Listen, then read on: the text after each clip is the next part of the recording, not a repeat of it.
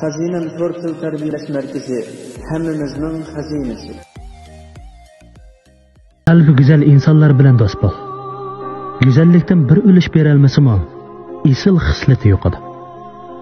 Odam qanchalik kelishgan yoki qanchalik chiroyli bo'lsin, sening baxting u odamning kelishganligida yoki chiroyda emas. Balki uning sana bergan mehr muhabbati va chin sevgisidir.